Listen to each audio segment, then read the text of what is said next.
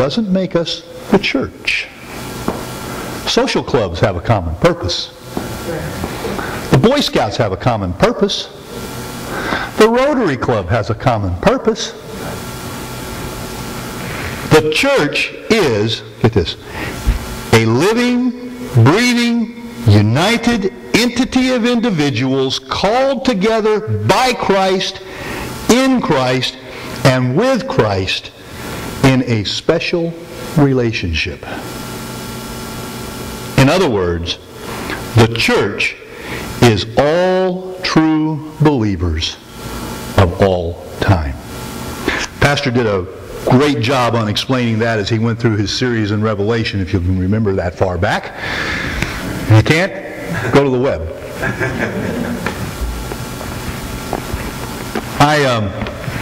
I used to be into comedy a lot. I used to love to listen to comedy radio back before it really got too hard to listen to. Back when it was relatively clean.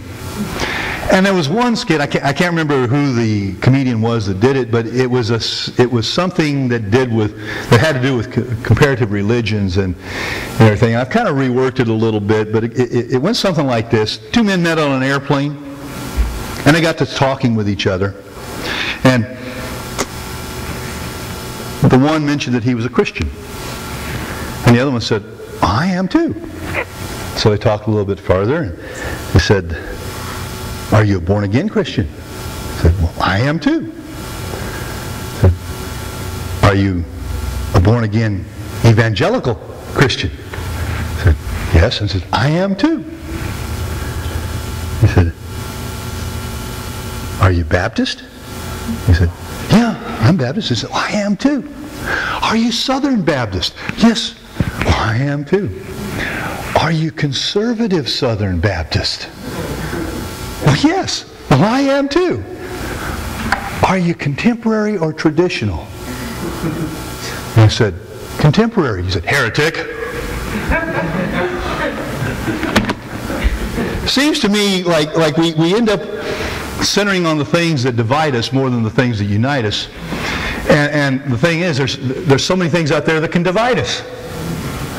And there's one thing that unites us. That's the church. Not First Baptist Church, Newman.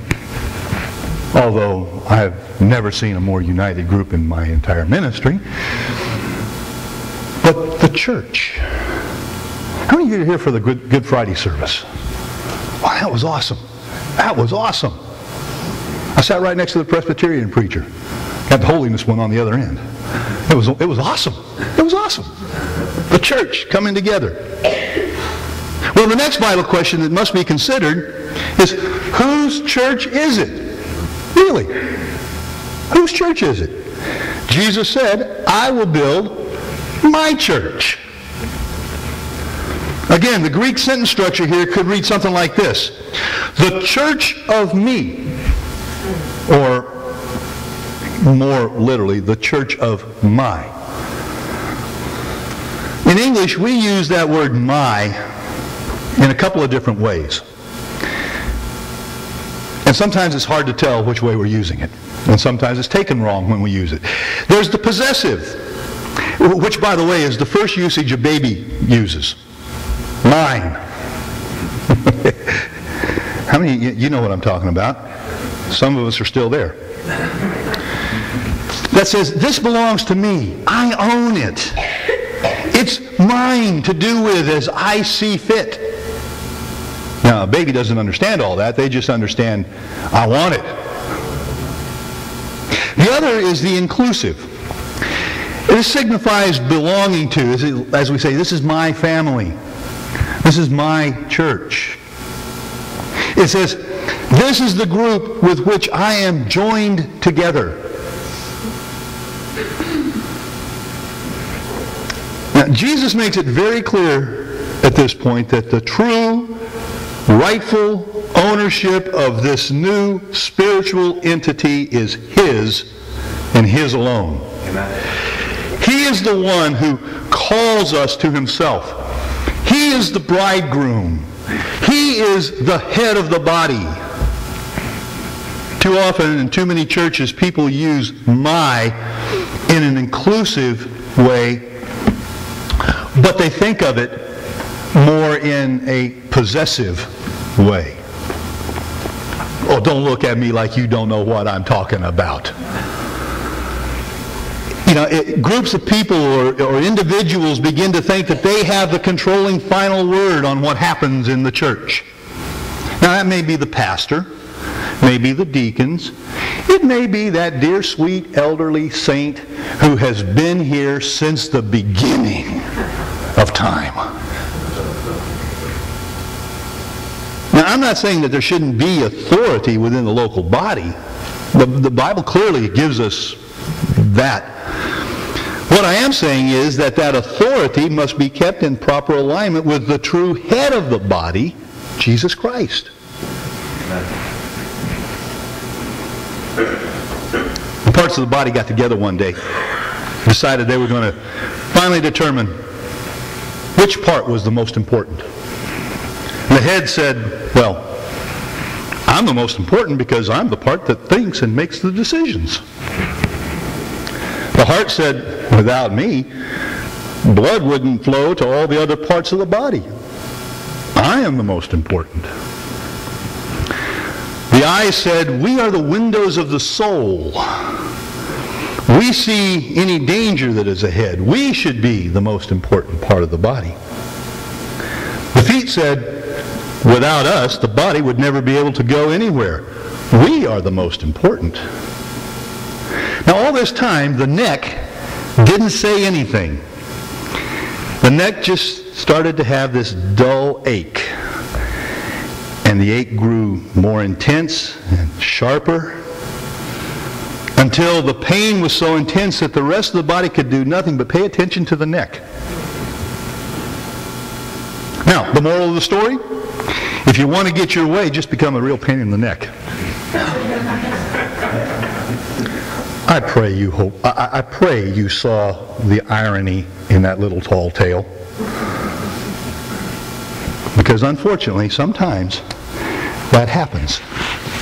The neck tries to tell the head what to do. Well, the final question remains. Who is responsible for building or growing the church? Jesus said, I will build my church. Again, Jesus leaves no room for ambiguity or misunderstanding here. If the church is those whom Jesus personally calls to himself, if the church belongs to Jesus as his very own, then the responsibility for the church falls on him and him alone. Jesus said, I will build my church. In this statement, Jesus did not tell us exactly how he would build his church. And I think that causes some problems with some people sometimes. You know, especially those of us who like to have all of our ducks in a row and know exactly where they are and what they're doing at all times, and we want to know the end result before we begin. Statements like this drive us crazy. He just said, I'll do it. How? That's not your business. I'll do it. He just said that he would do it.